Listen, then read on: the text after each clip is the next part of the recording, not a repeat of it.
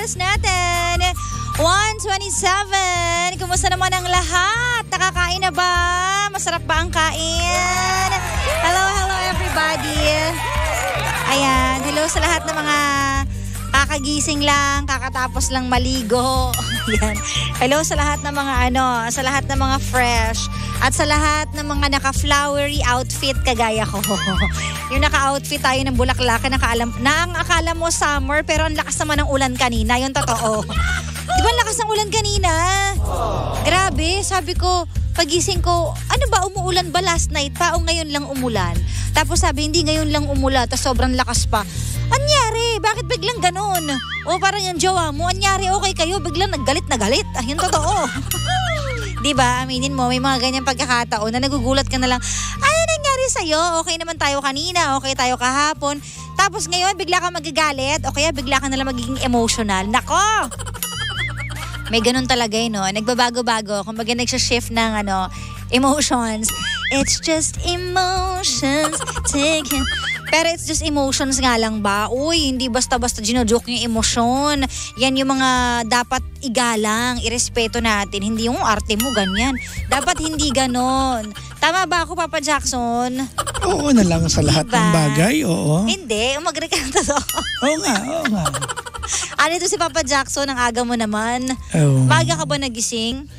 Araw-araw naman, sanay ko magising ng 10 o'clock, 10:30. Kahit late ka natutulog? Oo, kasi may napanood ako sa pinaka educational na Facebook Reels. Na ano? Di ba napaka-educational ng Facebook Reels? Oo, ano napanood mo? Oo, na kahit mapuyat ka, huwag ka magpa-power nap that day, huwag ka matutulog na mas maaga. I-maintain mo lagi yung, kahit na napuyat ka, di ba, i-maintain mo lagi yung gising mo. Parang di masira body clock mo. Sa akin, hindi nag-work yan.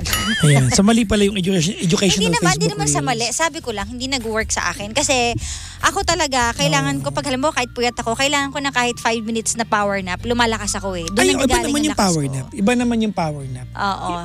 Magkaiba ang nap sa power nap. Ano pinagkaiba po? Ang nap is 2 hours is nap eh. Grabe naman yung 2 hours nap?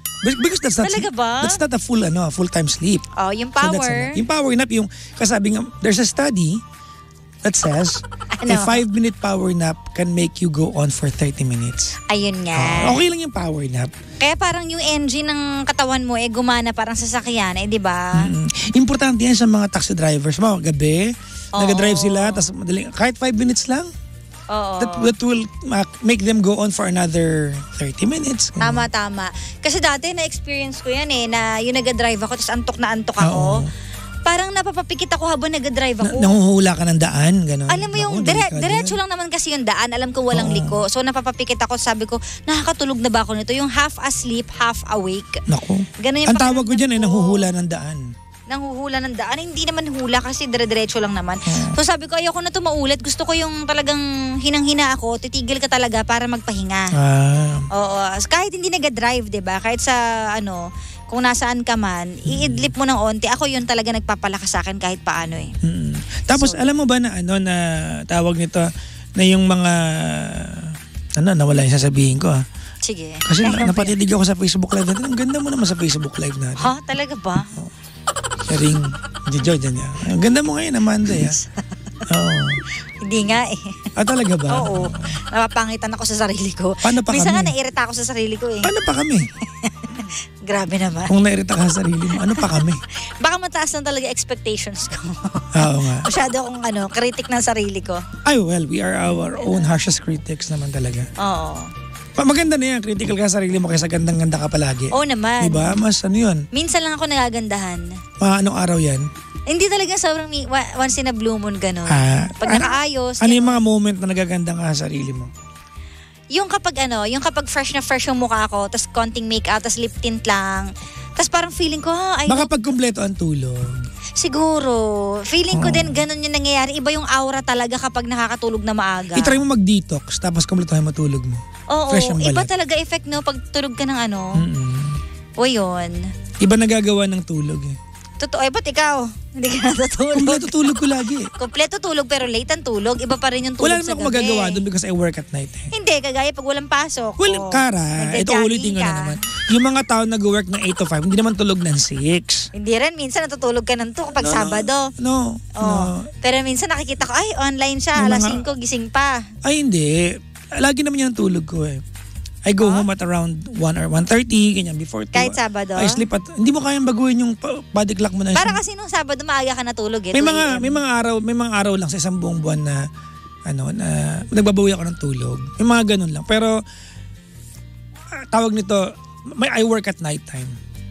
Sige. There's nothing I can do about it. Okay, sige. Diba? Sige.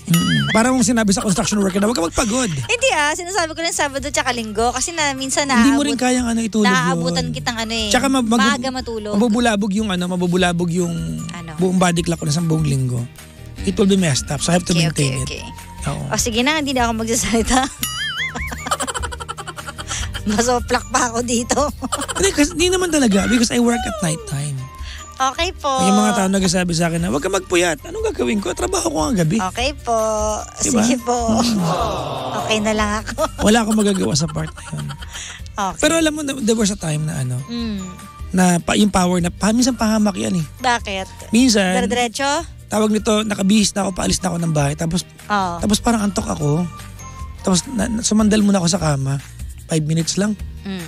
Tapos pagtingin ko, 3 hours later na ako nagising. Dapat may alarm ka. Hindi nga kasi power nap lang yung mga ka-appointment ko. Wala, natapos na yung meeting. Oh, talaga? Mga twice or thrice na nangyari sa akin yan. Hirap din pala, no? Well, ako kasi pag sinabi kong power nap, Kaya mong gumising? Oo. Ako hindi eh. Kaya naman, kaya lang there were 2 occasions or 2 or 3 occasions. Tumuloy. Tapos nakasapatos ako. Talaga? Sumandal nga lang ako eh. Nakasapatos kang natulog? Sumandal lang ako. Talaga? May ganun. Siguro ibig sabihin yan, sobrang ka na. Sobrang pagod ka na talaga na hindi mo na kayang labanan. Di ba? So anong ginawa mo last night? Last night, nag-jogging ako. Nag-jogging? Hanggang anong oras? I left the house at around 12:30. I worked out until around 3. I took a rest for 30 minutes. Started running at 3:30. Went home at 4:30. So yan. Almost every day tumatakbo ako. Bakit bigla mo naisipan na starting today, magja-jogging na ako? Pinlano mo o basta na lang? Nag-jogging ka one time, diretso ko na to, gano'n? Matagal na akong tumatakbo pag madaling araw eh. Matagal ko nang gawain yan. I find peace. Kaya lang, di ba ang workout ko lately, dati pala ay hapon, nag-workout ako. And then I find it unproductive sa work. May mga hindi ako nagagawa sa trabaho ko. Kasi I work out. So nilipat ko yung workout ko ng madaling araw. Kaya dun mo ginawa na. Pero araw-araw ko naman nakakapag-workout So may extension pa sa madaling araw? Hindi na ako nag-workout ng hapon. Ay, hindi na ba? Hindi na. So pinalit mo na siya. I do work sa office ng hapon. Okay. Tapos sa madaling araw na. Paano yun? Kapag naka-ere ka, so syempre ipapahinga mo na dapat yun, igagalaw mo pa rin yung katawan mo para mag-workout. Well, di mas late ka makakatulog talaga. Hindi naman, okay naman ako. Sakto naman. Sakto naman. Kasi pag-uwi ko ng bahay, na ako eh. Wasak na ako eh. So, kaya pala pag madaling araw, nakikita kita na sa gym ka pa, no? Sobra. Tsaka maganda mag-gym. Tapos pag inaya ka na madaling araw, inaantok mag-gym ka. Halimbawa, inaya kita. Saan po? Na mag-gym ka na, nakabihis ka na, papunta ka na sa gym, tapos inaya kita. Saan pupunta? Tara Wow, depende. Depende saan pupunta. Tara magkape nga tayo. Okay lang naman. Hindi ka na mag-gym. Madali namang ipagpabukas yung gym eh. Pag kinabukasan na inaya ulit kita. Hindi, kinabukasan ikaw na aayain ko. Ay, we? Oo, ikaw na aayain. Hilong-hilo na ako. Ikaw na aayain ko. Pag gano'n, ikaw na aayain ko. Huwag naman daling araw. Kasi kailangan mo na mag-workout. Oo nga alam mo ba, natigil kasi ako sa pagbabadminton. Tapos nung natigil ako, napansin ko, tumakaw akong kumain. Sabi ko, bakit gano'n? Nung nag-badminton ako, parang ko na yung katawan ko, kumbaga nababantayan ko na.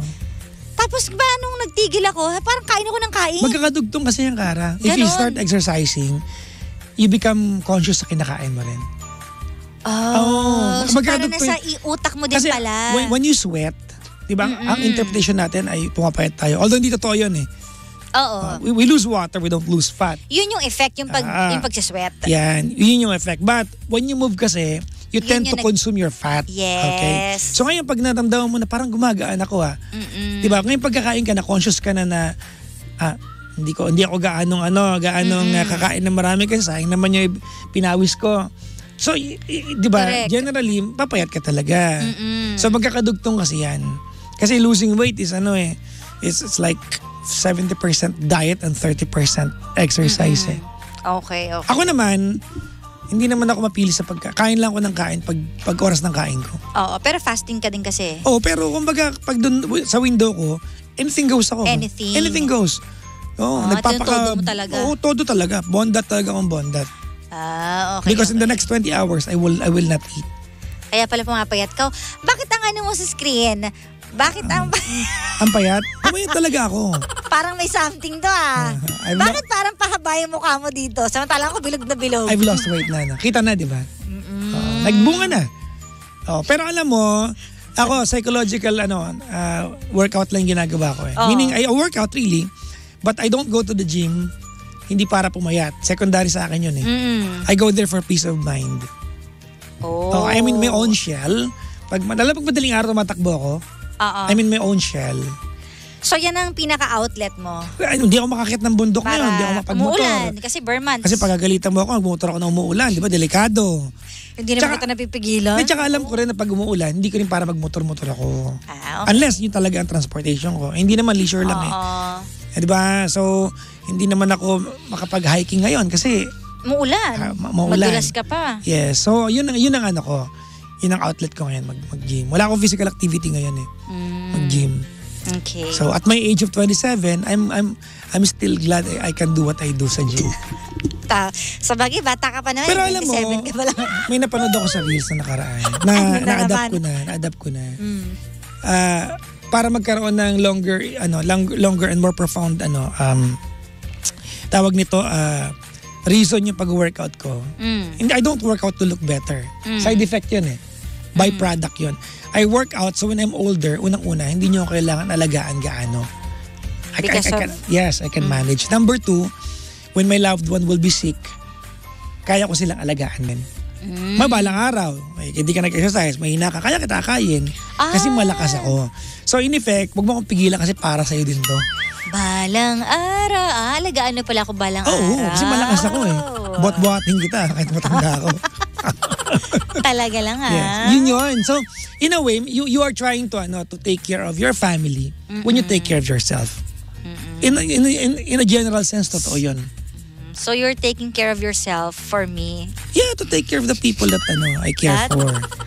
Kanina love, ngayon care. Di ba? Caring is loving naman. Di ba? Caring is loving So, it means? It means if you care, you love. So you? You love. Push natin yan. Di totoo yan, di ba? So, balang araw, halimbawa, ikaw, hindi ka makalakad, masakit balakang mo.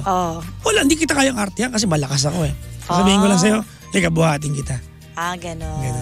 Kasi nabubuhat ko nga yung mga mabibigat sa gym Ikaw pa kaya? Ganun yun. Diba? So tama lang din na alagaan natin. Tsaka ikaw kailangan mag-workout, kailangan tatakbo. Alam mo, ayoko kasi ng workout. Alam mo ko bakit? Mainipin ako, tsaka mabilis akong maumay sa mga bagay. Ayoko nang iisa nakikita ko. Ganun ako, sawain ako. Naiintindihan kita. But do that to have a better physical future. Kaya nga, ang gusto kong workout is yung pagbabadminton kasi na-enjoy ko yung game. Hindi ko nahahalata na nag-exercise ako. Kaya lang lately, hindi na ako nakakapag-badminton kasi una, wala namang sumasama sa akin sa badminton. Wala namang mahilig sa badminton dyan. Si David lang. So, wala si David, di ako makapag-badminton. Wala naman ako maaya. Yan, total si Almira kakalabas lang ng ayain ko. Diba? Ayain mo. Kasi totoo naman. Alam ko, tatamaan ka na Diba? Wala akong makalaro. Pwede naman ako sumama pero hindi ko kayang gawin palagi. Ako naman wala akong investment sa mga raketa Ang investment ko nasa pan-gym ko Yan lang naman. Kaya sabi ko, naku, nung na-stop ko, parang di maganda yung ng katawan ko. Yan. So ngayon tutuloy ko na ulit kasi pag nabenta ko yung gym set ko sa bahay, baka bumili ako ng pang-badminton. It's important. Binibenta ko yung yung may pang-badminton badminton naman ako, madami naman. Pwede mo naman gamitin. Diba? Hindi mo naman kailangan bumili pa. Siguro kanya-kanya. Para ako hindi ko kasi na-enjoy yung badminton. Ano enjoy mo? Yung gym talaga? Workout. Agility kasi ang badminton eh. Okay. Diba? You have to be agile. Alam mo naman ako, sluggish ako eh. I'm strong but I'm slow. Oo, diba? Ikaw, you're quick eh. Oo. Diba? Ikaw makilos ka, ako hindi kasi. Sabagay. Mukha kasi akong longganisang kinakalog if I move fast. Longganisa kinakalog. Grabe naman yun. Yes, mukha akong longganisa. Ay nako. O siya, sige. Good luck sa iyong gym journey. At dahil dyan, ako wala na tayong time. Kaya, see you tomorrow. Chos! Hindi, naubos na namin kwentuhan namin ni Papa Jackson. Sige. Ingat ka sa mga lakad mo, paalam. Pupunta lang ako na Ortigas ngayon, bye. Ngayon naalis ka na? Sige. Yes, bye-bye. Alright, ingat. At eto na po, syempre ang pinakaabangan ng lahat. Live na po tayo ngayon sa Facebook. Hanapin mo lang Energy FM 106.7 o kaya naman DJ Kara. At ang pinakahihintay natin ang ating story ngayong araw na ito. Dito lang yan sa Sincerely Kara. Pero bago ko i-play ang ating voice message, gusto ko munang batiin si Liza May Halo, si Jane Sikian, si Jeron Enriquez at si Melody Dairit. Pinapabati kayo ni Estong. Bakit si Estong? Si Estong ang nagbigay sa akin ng mga papel. Ang taray nyo O siya, ito na, wag na po natin patagalin pa ang ating story ngayon. Dito lang sa Sincerely Kara.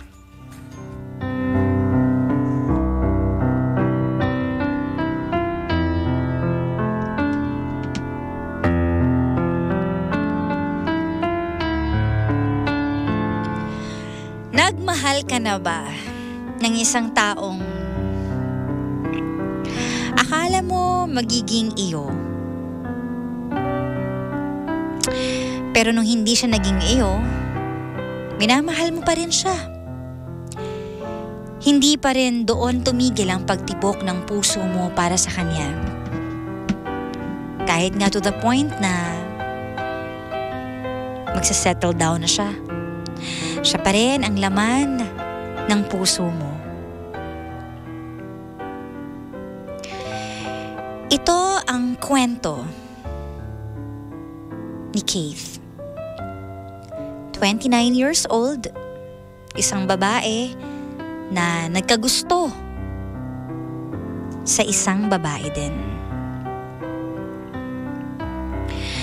Nangyari yon nung sila ay 15 years old. Nakilala niya sa isang birthday party si Gwen.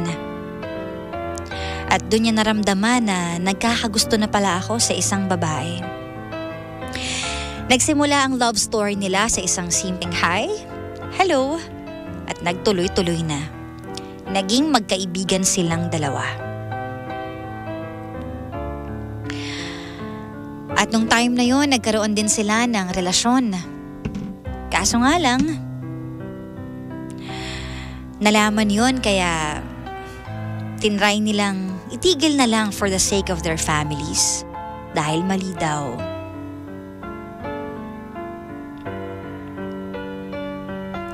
At lumipas ang ilang taon, eto na ngayon, ikakasal na si Gwen. At nag-promise sila noon na pag kinasal silang dalawa, isa sa kanila ang magiging bridesmaid. At nangyari na ngayon. Dahil siya ang bridesmaid ni Gwen. So let's hear it straight from the heart of our voice sender for today. Dear DJ Kara, itago niya na lamang po ako sa pangalang Kate, 29 years old, at kasalukuyan nagtatrabaho sa isang advertising company. Sa edad kong ito, maniwala man kayo o hindi, ay single pa rin ako. Wala nakatali pa rin ang puso ko sa isang taong matagal ko nang pinakawalan at kasalukuyan ng masaya sa buhay na tinahak niya. 15 years old ako nang makilala ko si Gwen sa birthday party ng isa sa mga kaibigan ko. Doon ko po naramdaman na nagkakagusto po ako sa babae. Nagsimula ang istorya naming dalawa sa simpleng hi at hello nang ipakilala kami sa isa't isa ng kaibigan ko. Simula ng araw na iyon ay tila magnet na kusang pinaglalapit kaming dalawa ni Gwen. Ilang beses kaming nagkakasabay sa jeep at tanging hi at hello lang ang nasasabi namin sa isa't isa. At dahil doon ay nagsimula na kaming maging kaibigan. Napag-alaman namin na halos 2 kanto lang naman ang layo ng aming mga bahay. Kung kaya madalas na sinusundo ko siya sa paaralan niya at ihahatid siya sa kanila habang nag-uusap ng mga bagay sa aming buhay. Sobrang saya ng mga araw na yun, DJ Kara. Halos si Gwen na lang ang gusto kong makasama at makausap. Siya na ang bumubuo ng bawat araw ko. Alam ko na higit na sa kaibigan ang nararamdaman ko para kay Gwen. Ngunit hindi iyon maganda. Pareho kaming babae. Alam kong mali pero sinubukan ko. Umamin ako sa kanya makalipas ng halos kalahating taon ng pagiging magkaibigan naming dalawa. Isang maling desisyon na ginawa ko dahil simula noon ay iniwasan na ako ni Gwen. Ngunit hindi iyon nagtagal. Dahil makalipas ang 1 linggo ay lumapit siya sa akin at sinabing pareho kami ng nararamdaman. Sobrang saya. Sobra-sobra ang saya na nararamdaman ko ng araw na iyon. Kahit alam naming mali at hindi matatanggap ng aming mga magulang ay nagkaroon kami ng patagong relasyon ni Gwen. Bawat araw na kasama ko siya ay isang napakagandang himig sa aking memorya na hindi na ata mawawala. Ngunit DJ Kara, sadya atang hindi kami ang paras sa isa't isa.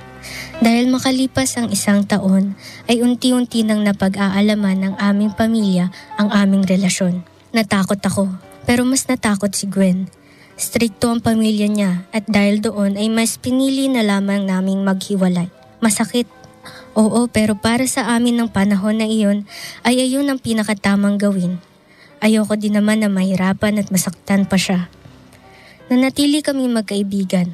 Ganon din ang pagmamahal ko sa kanya kahit na lumipas pa ang maraming taon. Noong nakaraang taon lang, DJ Kara, ay ikinasal na si Gwen at ako ang kanyang bridesmaid. Meron kasi kaming pangako na kung dumating man ang araw na iyon, kailangan bridesmaid namin ang isa't isa. At bilang pagtupad ay pumayag na ako. Ganon pa rin si Gwen. Ang maalon niyang buhok, manipis na mga labi at morenang balat. Gaya ng ganun pa rin ang pagmamahal ko sa kanya na hindi na kumupas sa tagal ng panahon. Hindi kumupas ang pagmamahal sa tagal ng panahon. Grabing pagmamahal naman yan. Ikaw ba, Pangga, na-experience mo yung ganyan? Yung kahit naghiwalay na kayo, mahal mo pa rin. Yung kahit nagkajowa ng iba, mahal mo pa rin. At kahit ikakasal na, mahal mo pa rin. Pero dun ka lang sa isang sulok na nakatingin habang nagmamahal. Well, ano nga ba ang masasabi mo sa story ni Keith? Si Keith ay isang bay na nagkakagusto sa isang babae at mahal niya si Gwen. Pero si Gwen, tapos na yung relasyon nilang dalawa at ngayon ikakasal na at siya pa ang bridesmaid. Grabe yun, oh. Sabi dito, Keith, mahahanap mo rin ang tamang tao para sa'yo. Ipagdasal mo at ibibigay sa'yo ng Diyos. Keep on looking for the right love. Thy will be done. Sabi ni Ate Arlene. Yes, tama ang ginawa mo kasi sa mata ng Diyos hindi tama yon. Hintayin mo na lang ang tamang tao para sa'yo, be. Sabi naman yan ni Sheila na tama lang daw ang iyong desisyon.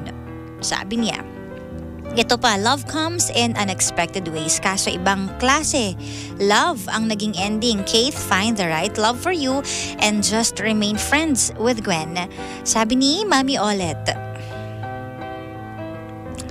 Minsan talaga, may mga minamahal tayo na hindi nakalaan para sa atin. Love her na lang from afar. Sabi ni Peter Smeng. Oo nga, no? Hindi talaga lahat nakalaan eh. At yun yung masakit na katotohanan ng buhay. Sabi dito, antay na lang po sa tamang panahon, sabi ni Nelia. So ibig sabihin may tamang panahon din para sa'yo, Keith, na mahahanap mo rin yung forever mo. Kagaya na nangyari kay Gwen, di ba? May ganun talaga, hanggang alaala na lang po ang pagmamahal mo. Hanap ng para sa'yo at merong para sa'yo. Kapit lang. Sabi ni Letty, huwag ka daw mawala ng pag-asa. Kapit lang. Huwag kang bibitiw. Diba? Sige, comment pa kayo. Sabi dito, sana kinausap mo si Gwen. Maiintindihan ka niya. Pwedeng tuparin ang pangako nyo sa isa't isa, pero malaking tulong ang sabihin mo ang nararamdaman mo. Hintayin mo na lang ang tamang tao para sa'yo. Sabi naman to ni Ate Anna May, I think siguro yung pagiging bridesmaid, kasi nasa sayo naman yun eh. Kung ginagawa mo yung pagiging bridesmaid just because of the promise na ayaw mo masira, tapos masasaktan ka naman at madudurog ka naman, love yourself din. Diba? Maiintindihan naman siguro ni Gwen yun. Pero kung ready ka naman at matatag ang puso mo, nasa sayo yan. Diba? O ito pa sabi dito, just be happy for her and there is more for you. Sabi naman to ni Jane, there is more for you daw. Wait mo lang. Basa naman tayo ng ibang comments ito sa ating isang Facebook Live. Hanapin nyo lang po DJ Cara, that's DJ space K-A-R-A. Sana try mo makipagkaibigan sa mga lalaki at baka malaman mo kung ano ba talaga ang gusto mo, kung lalaki or babae, at praying na makahanap ka ng para sa'yo at kung ano ang makakapagpaligaya sa'yo na wala kang inaapakang tao. Sabi yan ni Ate Nola. Try mo rin daw kasi baka mamaya kailangan mo lang mag-explore. Who knows, diba? Pero nasa sayo pa rin yan. It's your life, it's your decision, it's your choice.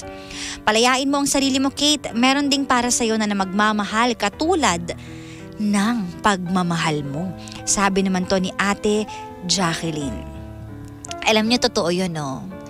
Minsan bakit gano'n, no? Pag sobra tayong magmahal para sa isang tao, tapos hindi na ibabalik yon yung ginagawa natin.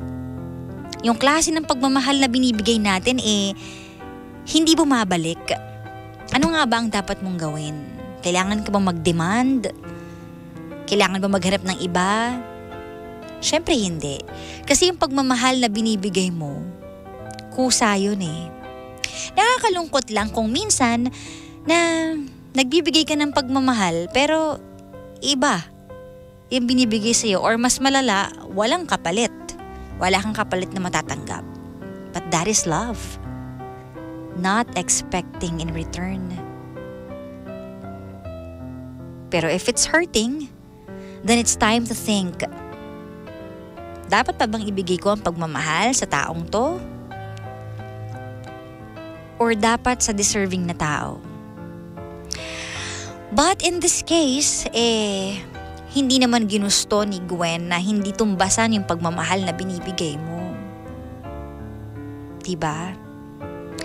Kasi dumating din naman sa point na minahal ka niya. Kaso nga lang, naging komplikadong sitwasyon at hindi kayo nag-end up together. Kumbaga, hindi yata para sa inyo o para sa isa't isa ang pagmamahal nyo. Nagkahiwalay kayo but you remain friends. But today, base sa kwento mo, ikakasal na si Gwen.